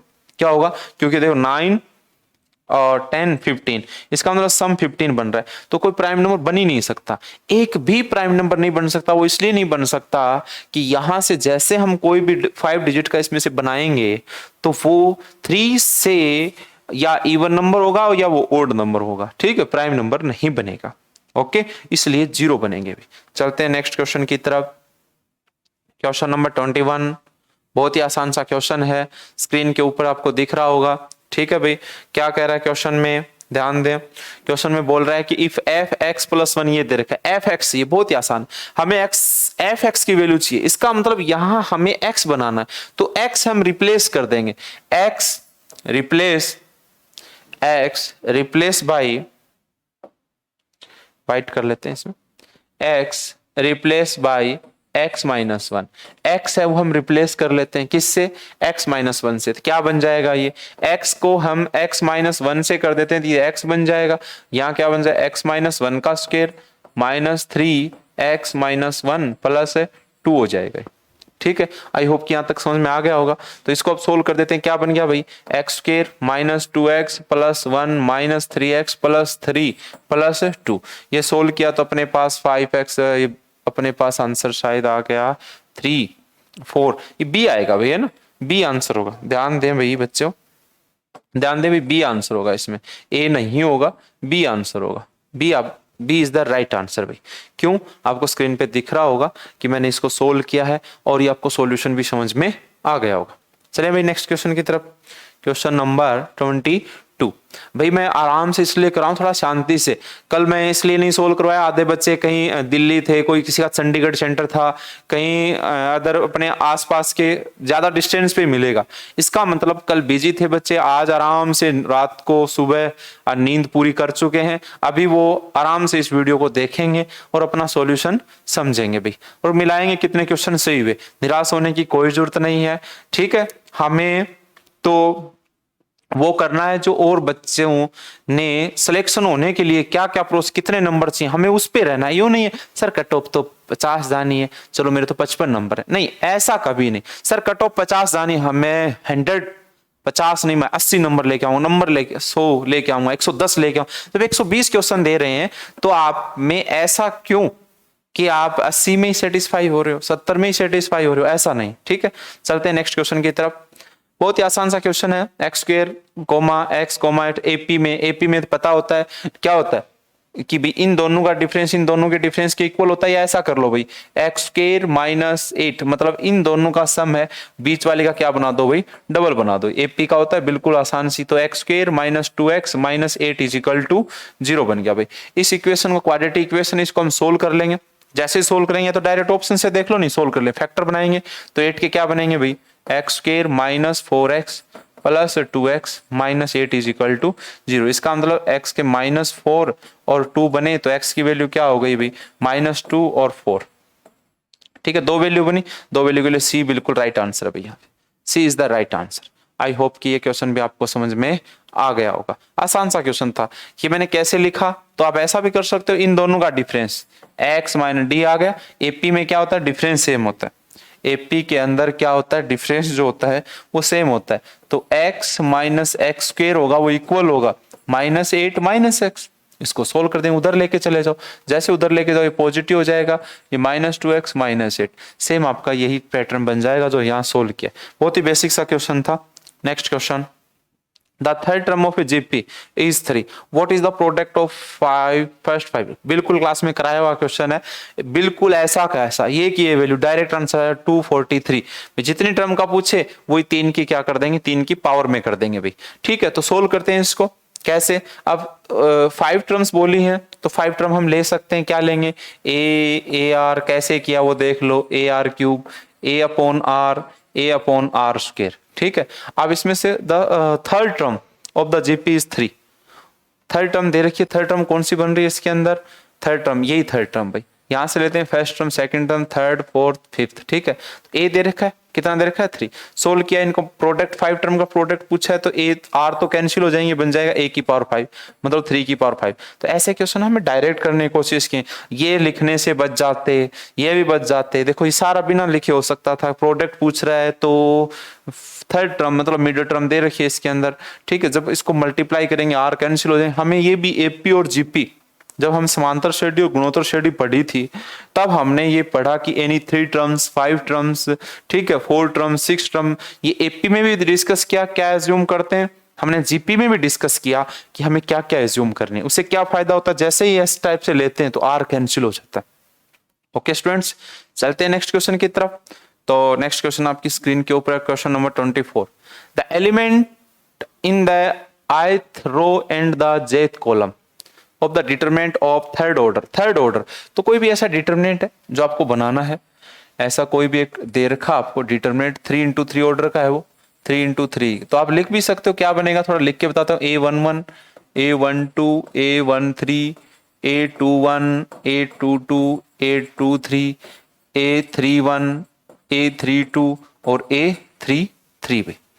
ये यहां से इस टाइप से हम क्या करेंगे, डिटरमिनेंट लिखा मैंने, ये भी लिखने की जरूरत नहीं, आप डायरेक्ट सोल्व कर सकते हो। अब उसके लिए कंडीशन दे रखी है भाई, ए आई जे जो दे रखा है, ए आई जे जो दे रखा है वो दे रखा है 2i + j, इसी से हमें एक डिटरमिनेंट बनाना है। तो अभी जो डिटरमिनेंट बनाना है ध्यान से देखना, तो हम सबसे पहले 1 1 रखेंगे तो ये क्या बन गया 4 बन गया, 1 2, यहाँ क्या है भैया 1 और 2 है, 1 2 रखेंगे 3 और ये क्या बन गया भाई 6 बन गया, 1 3 4 8 बन चुका है, 2 1 ये 2 1 रखेंगे, 2 1 3 मतलब 3 6 बन चुका है, 2 2 4 8 बन चुका है, 2 3 5 10 हो गया, 4 8 हो गया, 5 10 हो गया, 6 और 12 हो गया। अब ध्यान देंगे, देखो इसका जो R1 जो रो है और R3 जो रो है उसका जो रेशियो 1/2 नहीं आ रहा same.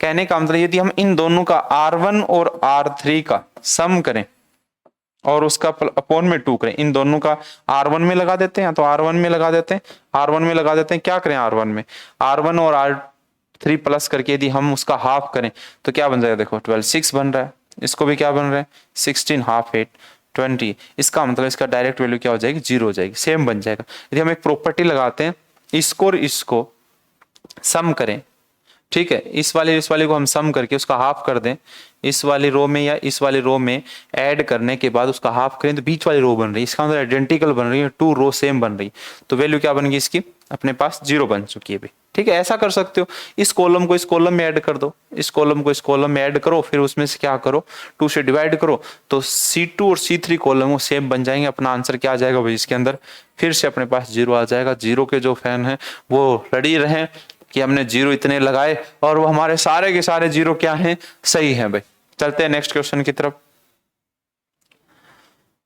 With the number all the possible determinant with these 4 different elements construct what is the sum of the value of the such determinant, उसकी वैल्यू क्या होगी, ये भी 0 होगा भाई। बहुत ही बढ़िया, देखा 0, कितने सारे 0 आएंगे, आप खुश हो जाओगे 0 के नाम सुन के।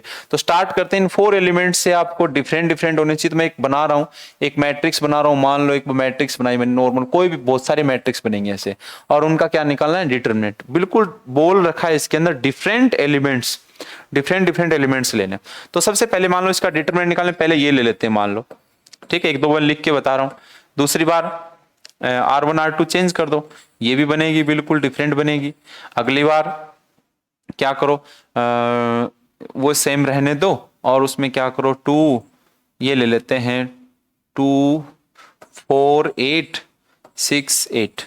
अगली बार क्या करें, कुछ और आगे बना देंगे, इनको चेंज कर देंगे। अब जैसे 6 यहाँ पे ले आएंगे, 6 4 और ये 8 नहीं था भाई, 8 मैंने ये चेंज किया यहाँ पे, ये मैंने 4 और 8 2 और ये 6 है भाई, ठीक है। अब हम क्या कर लेते हैं 4 8 2, ये 2 है भाई, ठीक है। चेंज कर दिया, एलिमेंट चेंज कर रहा हूँ। अब की बार क्या करें हम, ऊपर ये ले जाओ 8 ऊपर ले जाओ, ठीक है, 6 भी ले जाओ और 4 2 यहाँ लिखो। जैसे हम डिटरमिनेंट निकालेंगे ना, देखो समझ में लिखने कोई बहुत ऐसे बना सकते हैं। 4 एलिमेंट हैं तो लगभग 24 बन सकते हैं। टोटल कितने बनेंगे 24 बनेंगे। तो इसका क्या बना 16 माइनस 24 माइनस का 8 बना, 64 माइनस 16 प्लस का 8 कटता जाएगा। ऐसे क्या बना 24 माइनस 16 8 बना, ये क्या बना 16 माइनस 24 माइनस का 8 बना। ऐसे कटते जाएंगे भाई। जैसे आप टोटल इसकी बनाओगे 4 एलिमेंट से टोटल जो बनेंगी वो सारी सब जब उनका डिटरमिनेंट निकालोगे सम करोगे तो सब कैंसिल हो जाएंगे। कैंसिल होकर आंसर क्या आ जाएगा आपका भाई 0 आंसर आ जाएगा। चलते हैं नेक्स्ट क्वेश्चन की तरफ। बहुत ही आसान सा क्वेश्चन है ये। आपके पास एक इक्वेशन ऑफ सर्कल दे रखी है, जो हमने जो डिस्कस किए है इक्वेशन ऑफ सर्कल जो क्लास के अंदर वो बनी है x square y square plus 2gx plus 2fy plus c is equal to 0। ऐसी फॉर्म नहीं है। यहाँ जो x square y square coefficient 1 होना चाहिए, तो 4 से पहले डिवाइड कर देंगे, क्या बन गया भाई, ये बन गया x square plus y square minus 5x plus 3y minus 15/4 is equal to 0। मैंने 4 से डिवाइड कर दिया, इस इक्वेशन से कंपेयर किया और x square y square coefficient वो क्या बना लिया मैंने भाई 1 बना लिया। ठीक है भाई, चलते हैं आगे। अब जो हमें क्या चाहिए रेडियस चाहिए, तो सबसे पहले इसके सेंटर भी देख लो। सेंटर क्या आएंगे माइनस जी और माइनस एफ होते हैं, तो क्या बनेगा 5/2 सेंटर बनेंगे और ये माइनस का 3/2 बन जाएगा। रेडियस क्या होती है, तो रेडियस होती है g square plus f square, जो सेंटर उनका स्क्वायर कर दो 25/4 माइनस 9 स्क्वायर करेंगे 9/4 माइनस सी, तो सी ये जो सी पार्ट होता है इसे कंपेयर करेंगे तो क्या हो जाएगा 15/4। फॉर्मूला होता है g square plus f square minus c, तो प्लस हो जाएगा। जैसे एलसीएम लिया इसका तो अपने पास नीचे 4 4 का 2 हो जाएगा, 12 आएगा रूट से, ठीक है। और ये कितना बन जाएगा भाई 4 2 2 5, तो 9 और 4 7 बन जाएगा। 7/2 इसका मतलब आंसर क्या होगा 3.5 3.5 यूनिट आपकी रेडियस आ जाएगी, जो ये आपका आंसर है।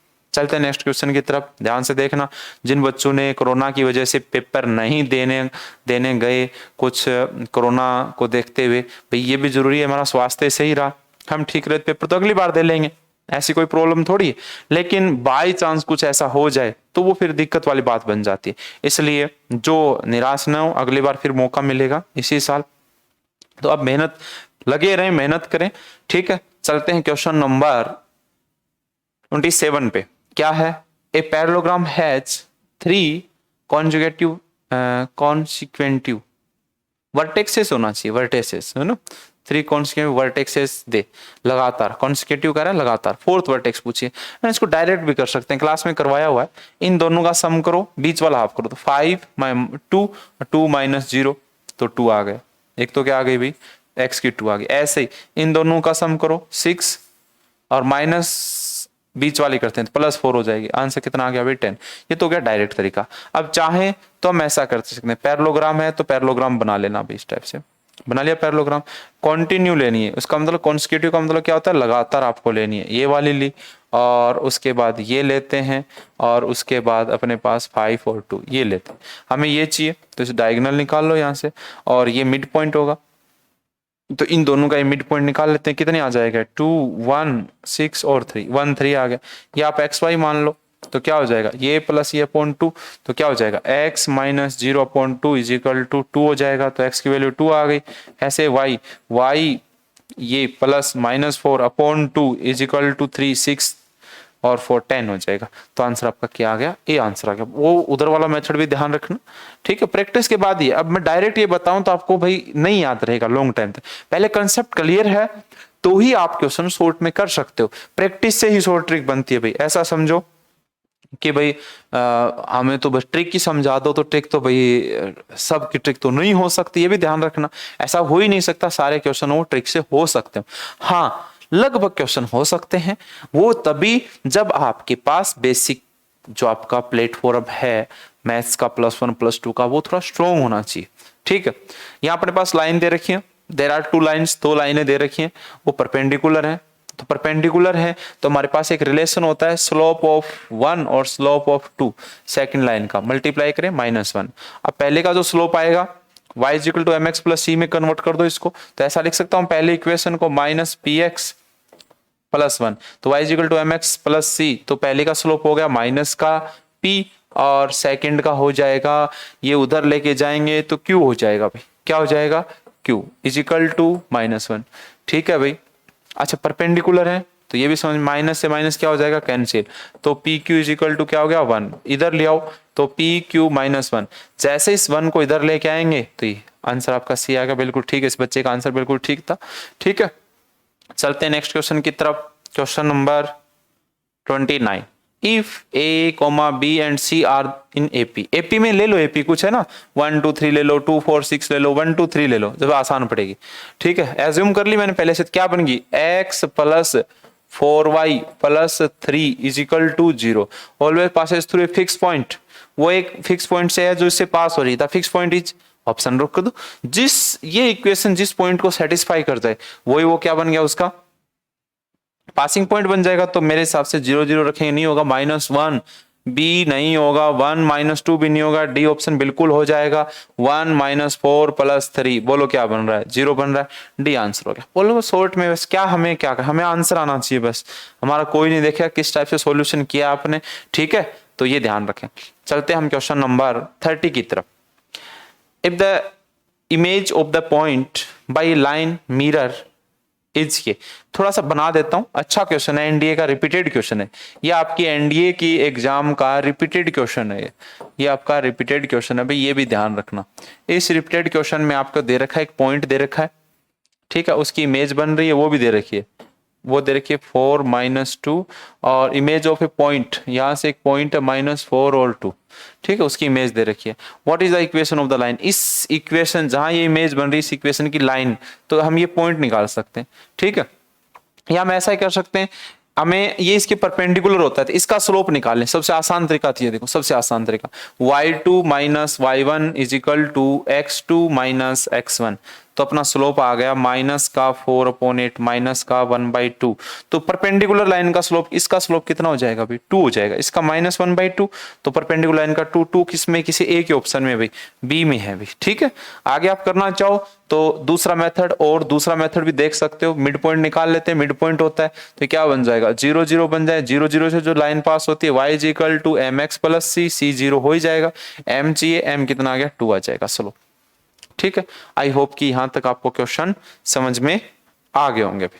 अब चलते हैं हम क्वेश्चन नंबर 31 की तरफ। The smallest positive integral integer n लेना अपने को, इंटीजर स्मॉलेस्ट क्या लें, फॉर विच, ए आंसर होना चाहिए, यहाँ से दिख रहा है बिल्कुल क्योंकि क्लास में सोल्व किया हुआ ये।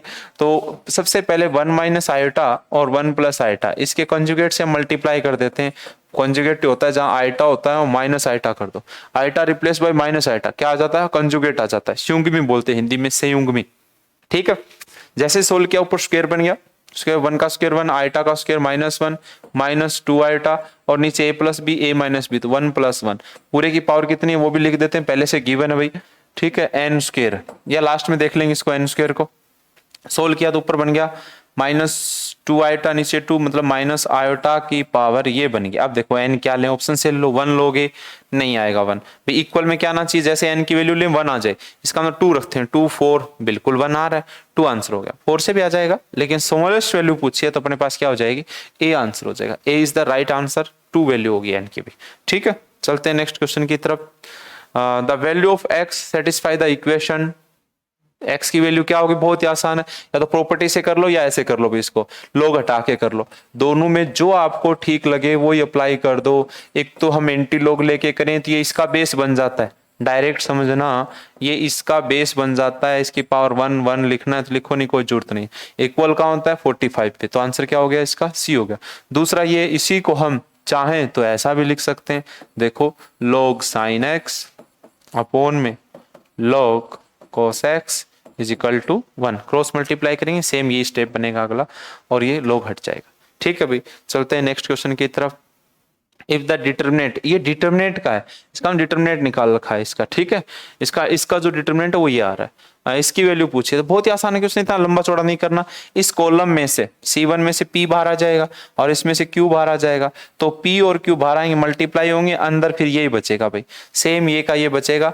क्या बनेगा? A1 B1 C1 A2 B2 C2 A3 B3 और C3। ये दे रखा है कितना, डेल्टा बोलते हैं इसको, डिटरमिनेंट बोल दो या डेल्टा बोल दो। तो बिल्कुल इस बच्चे का भी सही आंसर है, D is the right answer. बहुत ही आसान सा क्वेश्चन था भाई, ठीक है। चलते हैं नेक्स्ट क्वेश्चन की तरफ।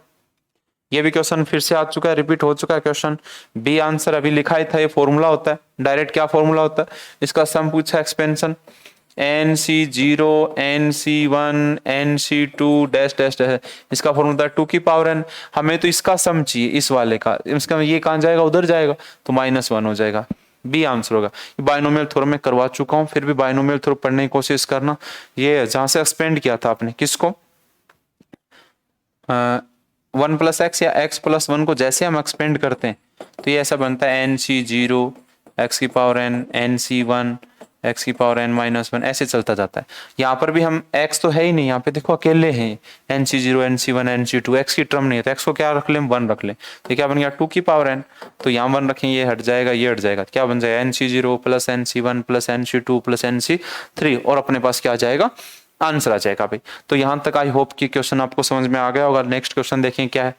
a + b + 4 दे रखा है, a ये दे रखा है, what is the value of the following determinant. Short में देख लेते हैं, बिल्कुल सही आंसर बच्चे का क्लास में करवाया, ये भी question same to same question कराया हुआ है, ठीक है। a + b 4 है तो एज्यूम कर लो, देखो 4 0 0, a की वैल्यू 4 b की 0 0 सेटिस्फाई कर रही है, यहाँ पर भी कर रही है, भी चेक कर लो 0 0 0, हाँ भाई यहाँ पर भी सेटिस्फाई कर रही है, बिल्कुल कर रही है, बिल्कुल सेटिस्फाई कर रही है। इसका मतलब हम डायरेक्ट सोल्व कर सकते हैं, इसमें पुट कर देते हैं एक ही जगह 4 4 0 0 0 0 4 0 4 0, किसी एक के विद रेस्पेक्ट इसी के विद रेस्पेक्ट एक्सपेंड कर दो तो बन जाएगा 4 × 0 माइनस का 16 64 आ जाएगा। दूसरा ये मेथड है, C1 में आप ऐड कर दो C1 + C2 + C3, फिर a + b + c बाहर कॉमन आ जाएगा, 1 1 बन जाएगा, 0 बना लेंगे, थोड़ा सा लंबा पड़ेगा, सबसे बेस्ट तरीका यही है पे। आई होप कि ये क्वेश्चन भी आपको समझ में आ गया होगा। The number of the integer value of k which of the following has solution. बहुत ही अच्छा क्वेश्चन है, आसान क्वेश्चन है, ठीक है भाई। तो क्या क्वेश्चन अभी 2k + 1।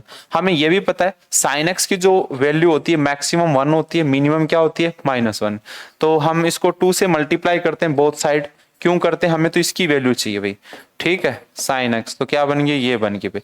इसको हम क्या लिख सकते हैं? k की वैल्यू निकालनी है, तो इसकी जगह इसको हम रिप्लेस इससे कर सकते हैं, इक्वल में दे रखा है 2k + 1, और ये भाई बोथ साइड -1 कर दो, ये भाई 1 है, ध्यान देना, ये क्या आपका 1 है, फिर से लिख रहा हूं 2k + 1, बोथ साइड -1 करो, तो ये हो गया -3, और ये बन गया 2k, और ये बन गया 1 भाई।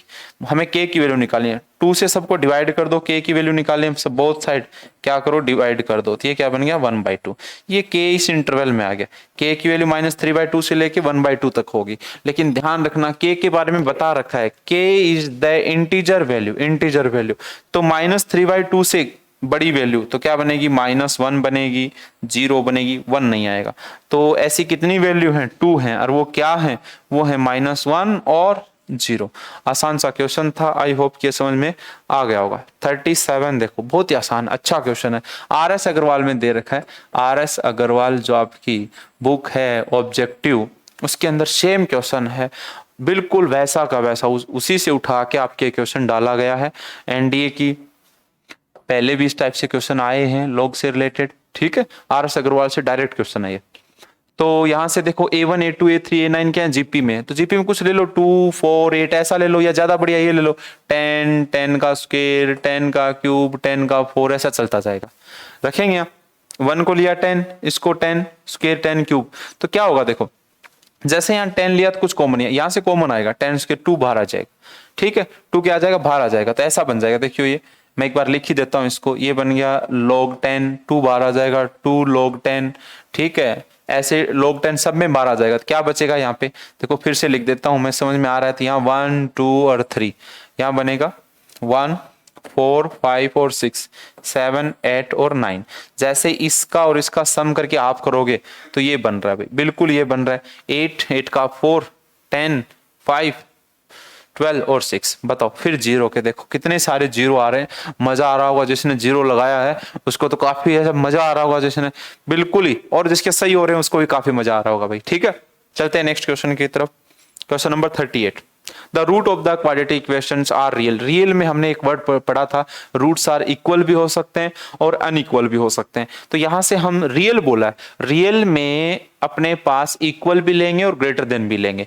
ठीक है, इक्वल और रियल वर्ड के लिए हमारे पास ये होता है B square minus 4ac greater than equal 0 होता है भाई। ठीक है, तो बी स्क्वायर मतलब कितना हो गया भाई, यहाँ पे 4 हो गया भाई। ये अपने पास कितना हो गया 4 माइनस 4a कितना 1 और c कितना भाई इनटू में k ग्रेटर देन इक्वल 0। तो 4k की वैल्यू क्या बन गई भाई 4 बन गई। तो k क्या बन गया ग्रेटर देन इक्वल, ये उधर गया माइनस उधर लेके, सॉरी माइनस से जैसे मल्टीप्लाई करें लेस देन चेंज हो जाएगा। यहाँ पे ऐसा रख लो एक बार, इसको उधर जाने दो। ठीक है, इधर ले जाओ इस साइड से माइनस से मल्टीप्लाई कर दो तो ये साइन आ जाएगा। तो अपने पास आंसर क्या आ गया भाई, इसका डी आंसर आ गया। ये इस बच्चे का गलत हो चुका है, D is the right answer भाई। ठीक है, आई होप कि यहां तक आपको समझ में आ गया होगा। बी स्क्वायर माइनस 4ac लगाया, यहां तक ये बना। 4k को उधर ले जाओ तो क्या बन गया, ये बन गया 4k, 4 से डिवाइड कर दो तो अपने पास ये आ गई k की वैल्यू क्या है 1 और 1 से क्या है लेस देन है। डी आंसर आ गया। आई होप कि ये भी आपको समझ में आ गया होगा। बहुत ही आसान क्वेश्चन है। n की वैल्यू दे रखी है 100 फैक्टोरियल, हम नहीं पुट करेंगे एक बार, बिल्कुल सेम टू सेम क्वेश्चन ये भी आपकी RS अग्रवाल में मिलेगा क्वेश्चन। एनडीए में पूछा गया क्वेश्चन है, रिपीटेड क्वेश्चन है भाई। ये भी आपका क्या है रिपीटेड क्वेश्चन। दो मेथड, या तो इसको ऊपर लेके जाएं तो क्या होता है बेस और जो ये वैल्यू होती है वो इंटरचेंज हो जाती है। दूसरा ये है, इसको हम लिख सकते हैं log n अपॉन log 2 पर चला जाएगा। ज्यादा बेस्ट ये ऐसे, मैं इसको ऐसा लिखूं ना ज्यादा बेस्ट रहेगा। इसको मैं ऐसा लिख सकता हूं, देखियो log बेस 2 है तो n बन जाए, ये इंटरचेंज हो जाएंगे, प्लस log बेस n हो जाएगा 3 हो जाएगा, प्लस डैश डैश ये क्या हो जाएगा log बेस n हो जाएगा 100 हो जाएगा। log m प्लस n हमें प्रॉपर्टी कहती है जब भी प्लस हो log तो हम उसको मल्टीप्लाई में लिख सकते हैं। तो मल्टीप्लाई में क्या बनेगा, ये सारे मल्टीप्लाई में हो जाएंगे तो ये ऐसा बन जाएगा। यहां लिख रहा हूं log n तो हो जाएगा 2 into 3 into 4 into 5 into dash dash और 100।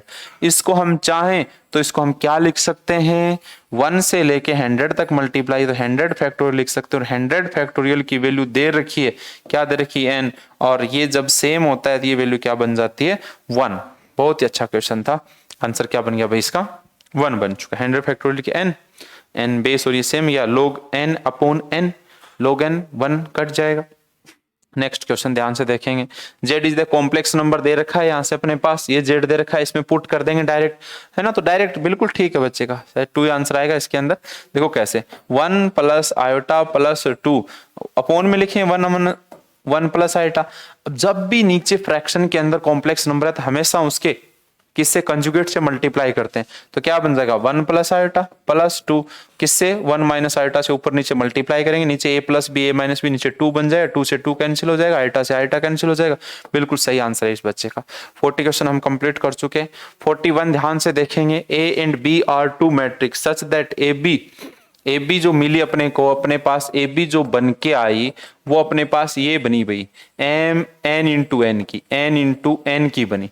अब ए क्या हो सकती है भाई, ए ये भी हो सकती है भाई 3 इंटू 2, ठीक है। और बी भी क्या हो सकती है, बी ये हो सकती है अपने पास n इंटू एन के अंदर 2 इंटू 3, क्योंकि मल्टीप्लाई में ये सेम होना चाहिए। बिल्कुल बन रहा है। अब ध्यान दो, इसी को हम एग्जांपल समझते हैं। A and B should square matrix of same order, कोई जरूरत नहीं, कोई जरूरत नहीं। क्या मैंने स्क्वायर मैट्रिक्स लिए, स्क्वायर मैट्रिक्स का मतलब होता है उनके रो और कॉलम क्या हो सेम हो।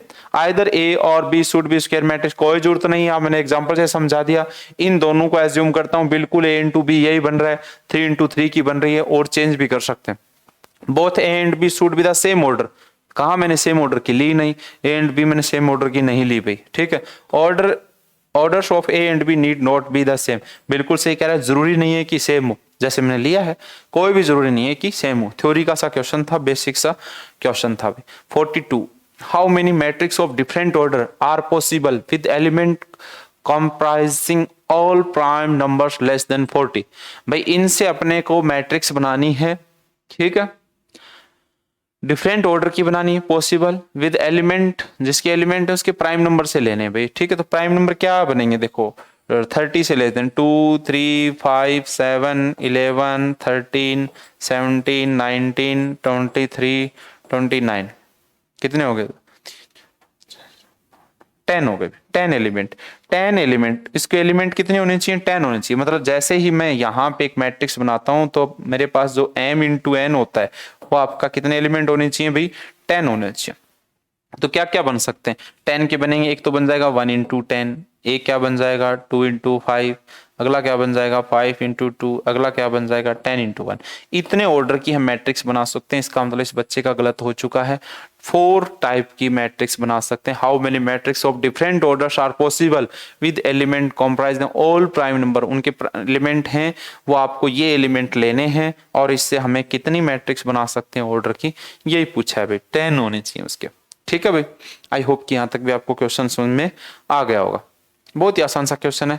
ए आपको पास एक डिटरमिनेंट दे रखा है मैट्रिक्स का, P Q R S the 4 different prime number है, ठीक है। प्राइम नंबर कहां से, लेस देन 20, तो वो बहुत सारे हो सकते हैं, लिखेंगे नहीं, अभी हम डिस्कस करेंगे। What is the maximum value of determinant, इस डिटरमिनेंट की हमें मैक्सिमम वैल्यू चाहिए, तो इसको इससे मल्टीप्लाई करेंगे, P S minus Q R. अब ध्यान देना है, हमारे पास इस डिटरमिनेंट की मैक्सिमम वैल्यू चाहिए, इसका मतलब इसमें से जितना हो उसके मिनिमम माइनस करना, ये मैक्सिमम पार्ट और ये माइनस करना, तो ये मिनिमम होना चाहिए।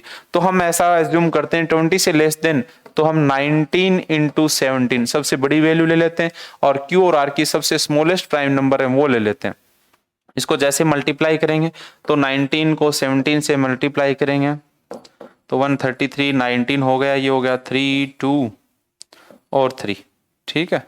और इसके बाद इसमें से 6 माइनस कर देंगे तो आंसर आ जाएगा 317। बिल्कुल सही, इस बच्चे का भी बिल्कुल आंसर, बिल्कुल सही आंसर है। C answer is the right answer. चलते हैं नेक्स्ट क्वेश्चन की तरफ। 44, if A and B are square matrix of order 2 such that, ये डिटरमिनेंट की भी प्रॉपर्टी होती है भाई, ए और बी का डिटरमिनेंट लें तो वो यही आता है, ए का डिटरमिनेंट बी का डिटरमिनेंट, या हमारे पास ऐसा बी ए का भी डिटरमिनेंट लेते हैं तो वो भी आता है बी का डिटरमिनेंट ए का डिटरमिनेंट, इसका मतलब इक्वल होता है। A must be unit matrix, कोई जरूरी नहीं भाई यूनिट मैट्रिक्स हो, कोई जरूरत नहीं है भाई। सेम क्वेश्चन है, मैं देखता हूँ ये क्वेश्चन नंबर 44, कहीं एरर तो नहीं है इसके अंदर, टाइपिंग मिस्टेक तो नहीं है। 44, हाँ बिल्कुल भी डिटरमिनेट ही दे रखा है यहाँ से, डीईटी का मतलब है डिटरमिनेट, डीईटी का मतलब क्या है भाई, डिटरमिनेट ही है। तो सबसे पहले का A must be unit matrix, unit matrix होती हैं, यूनिट मैट्रिक्स ये होती है भाई, ये 2 इंटू 2 ऑर्डर की है, ये 3 इंटू 3 ऑर्डर की है भाई, ठीक है। ये तो जरूरी नहीं है A must be unit matrix, क्योंकि हम कोई मैट्रिक्स का कुछ बता नहीं रखा। B must be unit matrix, ये भी कोई जरूरत नहीं है। Both and must be unit matrix, नहीं भाई। A and B need not be unit matrix, कोई भी जरूरत नहीं है कि नहीं, क्योंकि ये दे रखा है, ये इसके इक्वल आएगा तो कैसी भी हो मैट्रिक्स, हमें क्या उसका, हमें यूनिट मैट्रिक्स से क्या है, हमें तो ऐसी मैट्रिक्स जो यहाँ प्रोडक्ट पॉसिबल है तो वो गिवन ही है, ये और ये चीज तो गिवन अपने पास इक्वल, तो हम इसको ऐसा लिख सकते हैं, इसका मतलब हमारे पास कैसी भी हो मैट्रिक्स, हमें यूनिट मैट्रिक्स का कोई यहाँ, ये ध्यान दो भाई, ये इक्वल होंगे कि नहीं होंगे ऐसे, तो हमारे पास कोई वैल्यू ले सकते हैं, कोई दिक्कत नहीं होगी भी। चलते हैं नेक्स्ट क्वेश्चन की तरफ। What is the code 2x code 4x, देखो ऐसे सोल्व करेंगे तो हमें टाइम लगेगा। फिर से मैं कह रहा हूं इसको हीट एंड ट्रायल मेथड से डिस्कस करेंगे। हीट एंड ट्रायल मेथड ये कहता है x की कोई ऐसी वैल्यू लो जिसमें हमारे पास कोड की वैल्यू, स्टैंडर्ड वैल्यू हम फाइंड कर सकते हैं, कोड 0 30 45 60 और 90, ठीक है भाई। तो हम x की कोई ऐसी वैल्यू लो, जैसे 10 लेते हैं, 20 नहीं, 30 ले सकते हैं, 30 की बजाय 15 ले लो और आसान हो जाएगा। हम डायरेक्ट पुट कर देते हैं, डायरेक्ट पुट क्या करें, s की वैल्यू 15 लेते हैं, ठीक है 15 लेंगे तो ये कितना हो गया भाई 60 हो गया, ये हो गया 60। कोट 60 की वैल्यू ध्यान रखेंगे, कोट 60 की वैल्यू आपके पास 10 60 की √3, तो इसकी बन जाएगी 1/√3 इनटू में ये हो जाएगा 30 बनेगा, सॉरी भाई कोट 30, सॉरी भाई बताने के लिए, क्या बनेगा कोड 30, कोड 30 की वैल्यू 10 30 की वैल्यू अपने पास क्या बनती है, 10 30 की वैल्यू बनती है अपने पास 1/√3, ठीक है। तो कोड 30 की बन जाएगी अपने √3 इनटू में कोड 60, यहाँ रखेंगे भाई, मैंने ये ध्यान दे लिया था, 60 बन गई, और कोड 60 की वैल्यू होती है 10 60 की √3, तो इसकी 1/√3 माइनस ये 90 बन जाएगा भाई, 90 में 0 हो जाएगा और ये भी 90 हो जाएगा। इसका मतलब आंसर क्या आ गया भाई, 1 आंसर हो गया भाई। बिल्कुल ठीक है ये क्वेश्चन आपका, 1 बिल्कुल इधर राइट आंसर है। इसके अंदर सेम आपके पास ये दे रखा था क्वेश्चन नंबर 45 जिसमें 1 आंसर था भाई, सेम ये का ये क्वेश्चन था, हिंदी में भी लिख रखा था इस क्वेश्चन को। ठीक है भाई, चलते हैं नेक्स्ट क्वेश्चन की तरफ। Heat and trial method solve कर दिया, ये क्वेश्चन फिर से आ चुका है। यहाँ से अपने पास डोमेन पूछ रहा है क्वेश्चन, होल्ड मतलब एक्स की वैल्यू, डोमेन, इसका मतलब डोमेन ही पूछ रहा है। और डोमेन ये होती है भाई, आपको ध्यान होगा साइन इनवर्स एक्स की बात करते हैं तो डोमेन होती है, डोमेन मतलब एक्स इज एलिमेंट ऑफ -1 से 1। ठीक है, ऐसे कोस की भी सेम होती है, कोस इनवर्स की भी यही होती है। ठीक है, टेन की क्या होती है, आर होती है, उसकी भी आर होती है, कोट की भी। ए आंसर हो जाएगा भाई, ये अपने पास इनवर्स ट्रिग्नोमेट्री का क्वेश्चन था। 47 बहुत ही आसान क्वेश्चन है, tan a की वैल्यू दे रखी है, cos 2a की पूछिए। cos 2a का tan में फॉर्मूला लगा दो 1 - tan square upon 1 + tan square. 49, 48 और 50 आंसर आ गया 24/25। A answer is the right answer है, बिल्कुल आसान सा क्वेश्चन है, सोल्व कर देना इसको। ओके, चलते हैं क्वेश्चन नंबर 48 की तरफ। The sides of triangle, triangle है, उसकी साइड्स दे रखी हैं, कुछ कह नहीं सकते क्या होंगी, एम एन और ये होंगी एम स्क्वायर। ऐसा बनाने की जरूरत नहीं है, देखो मैं सॉल्यूशन समझा रहा हूँ इसलिए लिख रहा हूँ। What is the sum of the acute angles of the triangle, acute angle का सम पूछा है। अब यहाँ जो साइड है एज्यूम कर लो, देखो सबसे बढ़िया एम एन कुछ नहीं बता रखा, 1 ले लो 1 ले लो, तो ये कितनी हो जाएगी 1 1 1 1 1 √3 हो जाएगी, √3 होगी। ठीक है भाई, यहाँ से अपने पास √3 हो गई, और √3 होने के बाद अपने पास ये एंगल निकाल सकते हैं, फॉर्मूला लगा लेंगे ABC। इसको हम 3 साइड्स हों तो हमारे पास कोस का फॉर्मूला होता है कोस ए। कोस ए कितना आ जाएगा भाई, कोस ए आ जाएगा B² + C² - A² upon 2 BC। तो B² मतलब 1 + B के साथ 1 + 1 A² मतलब -3/2 ही हो जाएगा। तो ये बन गया 1 -1/2। तो आपके पास ट्राइंगल है -1/2, इसका मतलब ए जो एंगल आएगा -1/2 कहाँ होता है 120 पे होता है, इसका मतलब ये एंगल आ चुका है 120 डिग्री। ठीक है, ये दोनों साइड मैंने सेम एज्यूम किए, तो इन सम 180 होता है टोटल, और 180 में से 120 माइनस किया 60 आ गया भाई, आंसर आपका हो चुका है 60। भाई ये एंगल निकाल लिया, अब जो ट्राइंगल होता है उसका सम कितना होता है 180, और 180 में से 120 माइनस किए तो क्या बन गया भाई 60। तो इनका सम कितना हो गया, सम पूछा है एक्यूट एंगल का 60 हो चुका है। What is the area of the triangle, area पूछा है, हम डायरेक्ट पता है कभी भी हमारे पास ट्राइंगल हो, उसकी साइड दे रखी हो या एंगल दे रखा हो, तो डायरेक्ट फॉर्मूला होता है AB sin थीटा, ये फॉर्मूला होता है। हमारे पास साइड्स दे रखी हैं A और C, ऐसे बना सकते हो आप A B और C। तो A मतलब ये 10 दे रखी है, C ये दे रखी है आपके पास 4 दे रखी है, ये एंगल दे रखा है 30 डिग्री। तो डायरेक्ट लगा दो, आंसर 10 आ जाएगा भाई, इसका 10 आ जाएगा। डायरेक्ट लगाते हैं 1/2 दोनों साइड्स का मल्टीप्लाई, और sin 30 की वैल्यू 1/2 2 2 2 4, तो 10 आंसर आ चुका है। नेक्स्ट क्वेश्चन की तरफ चलते हैं हम। यहाँ से अपने पास थ्योरी का क्वेश्चन है। इक्विवेलेंट, दो वर्ड है, एक इक्विवेलेंट क्या होता है, एक इक्वल सेट क्या होता है। इक्विवेलेंट होता है number of elements, number of elements क्या होते हैं, अब ये बात समझने वाली है। नंबर ऑफ एलिमेंट्स कोई भी सेट है, उसके अंदर जो ये एलिमेंट हैं कितने 1 2 3, जिसको हम Na से लिखते हैं, हम Na 3 है, और इसके भी Na कितने 3 हैं। इसका मतलब ये इक्विवेलेंट सेट्स है। सेकंड इक्वल सेट क्या होता है, इक्वल सेट में होता है the elements of set A are also in set B। इसका मतलब A वाले B के अंदर हो, B वाले A के अंदर, इक्वल सेट हो गया। In a finite set, definition होती है in a finite set the elements of set A और the content of set B and B also ए।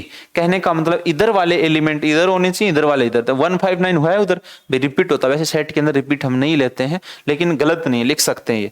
तो यहाँ पे 159 है, इधर भी है, इसका मतलब इक्वल है, इसका मतलब बहुत ट्रू है। इस बच्चे का ये क्या हो गया, गलत हो गया, बिल्कुल सही। ठीक है, यहाँ तक हमारे 50 क्वेश्चन कंप्लीट हो चुके हैं। नेक्स्ट वीडियो में हम आगे के क्वेश्चन डिस्कस करेंगे भी। ठीक है भाई, तो तब तक के लिए रेडी रहें।